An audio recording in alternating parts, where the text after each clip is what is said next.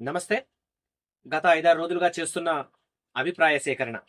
వచ్చే ఎన్నికల్లో ఎవరు గెలిస్తే బాగుంటది, వచ్చే ఎన్నికల్లో ఎవరిని గెలిపిస్తారు అనేది కామెంట్ రూపంగా మిమ్మల్ని అడుగుతున్నారు కదా, దానికి మీరు స్పందిస్తున్న తీరుకు ధన్యవాదాలు. మరి ఈరోజు వచ్చే ఎన్నికల్లో మీరు ఎవరిని ఎన్నుకోబోతున్నారు అని చెప్పేసి అడిగే ముందు, మరి గత ఎన్నికల్లో ఎవరెవరు పార్టిసిపేట్ చేసిండ్రు, 2014లో ఎవరు చేసిండ్రు, 2018-19లో ఎవరు చేసిండ్రు, 2022-23లో ఎవరు చేసిండ్రు, మరి ఎవరెవరు విన్నర్స్, ఎవరెవరు ఏ ఏ పార్టీల నుంచి చేసిండ్రు.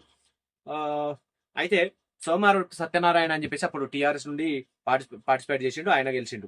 కాంగ్రెస్ నుంచి వచ్చేసి బాబర్ సలీం పాషా పార్టిసిపేట్ చేసిండ్రు. బీజేపీ నుండి గుజ్జాల రామకృష్ణ చేసిండ్రు. బీఎస్పీ నుండి బాలకళ్యాణ్ పంజా చేసిండ్రు. అయితే టీఆర్ఎస్ 2018-19లో టీఆర్ఎస్ నుంచి సోమారపు సత్యనారాయణ చేసిండ్రు. కాంగ్రెస్ నుండి మకాన్ సింగ్ ఠాకూర్ చేసిండ్రు. బీజేపీ నుండి వనితా బల్మూరి చేసిండ్రు. బీఎస్పీ నుండి మేరుగు శంకర్ అనే వ్యక్తి పార్టిసిపేట్ చేసిండ్రు. దీంట్లో నుంచి విన్నర్ వచ్చేసి కోరుకంటి చందర్. ఇది సామాజిక సేవ, జాతీయవాదం మీద ఇది పనిచేస్తూ ఉంటది. అయితే ఆయన ఆ పార్టీ నుండి పోటీ చేసి బీఆర్ఎస్ లోకి వచ్చాడు. అదేవిధంగా మనము ఎక్కడ చూసినాం, ఇట్లనే బీఎస్పీ నుండి పార్టిసిపేట్ చేసి గెలిచిండ్రు. అంటే ఇక్కడ బీఆర్ఎస్, టీఆర్ఎస్, కాంగ్రెస్, బీజేపీ ఇవి మూడే కనబడతాయి. బీఎస్పీ కావచ్చు, ఇప్పుడు ఇప్పుడు కొన్ని పార్టీలు ఉన్నాయి, అవి ఎక్కువగా కనబడాయి. కానీ అట్లాంటి పార్టీలో నుండి కూడా పార్టిసిపేట్ చేసి గెలిచిన వాళ్ళలో కోరుకంటి చందర్ ఒకరు. కోరుకంటి చందర్ ఆయన ఏఐఎఫ్బి నుండి పార్టిసిపేట్ చేసి గెలిచి బీఆర్ఎస్ వచ్చింది. బీజేపీ నుండి బల్మూరి వనిత పార్టిసిపేట్ చేసింది. ఇది 2018-19 ఎన్నికల్లో. ఇక 2023 ఎన్నికల్లో వచ్చేసి కోరుకంటి చందర్ ఏమో బీఆర్ఎస్ నుండి చేసిండ్రు. మకాన్ సింగ్ ఏమో కాంగ్రెస్ నుండి చేసిండ్రు. బీజేపీ నుండి కందుల సంధ్యారాణి చేసిండ్రు. బీఎస్పీ నుండి అంబటి నరేష్ యాదవ్ చేసిండ్రు. మరి దీంట్లో ఈసారి విన్నర్ మరి మకాన్ సింగ్ యాదవ్. తనకు 92,227 ఓట్లు వచ్చినాయి. మరి కోరుకంటి చందర్కేమో 35,433 ఓట్లు వచ్చినాయి. బీజేపీకి ఏమో 12,966 ఓట్లు వచ్చినాయి. బీఎస్పీకి అంటే అంబటి నరేష్ యాదవ్ కి 853 ఓట్లు మాత్రమే వచ్చినాయి ఇక్కడ. అయితే 2014లో టీఆర్ఎస్ కి 35,789 ఓట్లతో గెలిచింది కాంగ్రెస్ మీద. కాంగ్రెస్ కు 16,900 ఓట్లు వచ్చినాయి. బీజేపీకి 7,894 ఓట్లు వచ్చినాయి. బీఎస్పీకి 1,984 ఓట్లు మాత్రమే వచ్చినాయి. అంటే ఇప్పుడు 2014లో. ఇక 2018లో చూసుకుంటే ఎన్ని ఓట్లు వచ్చినాయని చూసుకుంటే, అంటే ఎవరెవరికి ఈ నలుగుట్లో ఎవరెవరికి ఎన్ని వచ్చినాయని చూసుకుంటే, టీఆర్ఎస్ అభ్యర్థి సోమారపు సత్యనారాయణకేమో 34,981 ఓట్లు. కాంగ్రెస్ కేమో 27,181 ఓట్లు. బీఎస్పీకి 1,797 ఓట్లు. బీజేపీకి 1,553 ఓట్లు వచ్చినాయి. ఇక్కడ కోరుకంటి చందర్ది చెప్తలేను, అది చివరి చెప్తాను. ఇంకా 2023లో కాంగ్రెస్ అభ్యర్థి మకాన్ సింగ్ రాజ్ ఠాకూర్ 92,227 ఓట్లతో గెలిచిండు తను. ఇక బీఆర్ఎస్ కి 35,433 ఓట్లు వచ్చినాయి. బీజేపీకి 12,966 ఓట్లు వచ్చినాయి.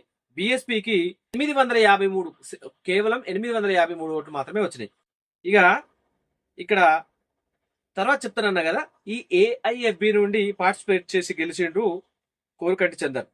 అయితే ఈ ఏఐఎఫ్బిలో నుంచి తను పార్టిసిపేట్ చేశారని చెప్పాను కదా. అయితే ఇది 1939లో ఇది సుభాష్ చంద్రబోస్ దీన్ని స్థాపించిండ్రట, పార్టీని స్థాపించినట. దాంట్లో నుంచి కోరుకంటి చందర్ పార్టిసిపేట్ చేసిండ్రు. ఆయనకు వచ్చిన ఓట్లు 61,400 ఓట్లతో గెలిచిండు ఆయన. అంటే అప్పుడు ఆయనకు వచ్చినవి. అయితే డిఫరెన్స్ చూసుకుందాం. కాంగ్రెస్ కి 2014లో 16,900 ఓట్లు, 2023లో 92,227 ఓట్లు. అంటే 75,327 ఓట్లు, 27 ఓట్లు పెరిగినాయి. 445.72% పెరిగింది. ఇక టీఆర్ఎస్ బీఆర్ఎస్ 35,739 నుండి 35,433, మొత్తం 356 ఓట్లు తగ్గినాయి. దాదాపు 1% తగ్గింది అన్నట్టు. బీజేపీ నుండి మొదటిసారి పార్టిసిపేట్ చేస్తే 7,894 ఓట్లు. 2018లో భారీగా పడిపోయింది, 1,553 ఓట్లు. 2023లో 12,966 ఓట్లు వచ్చినాయి.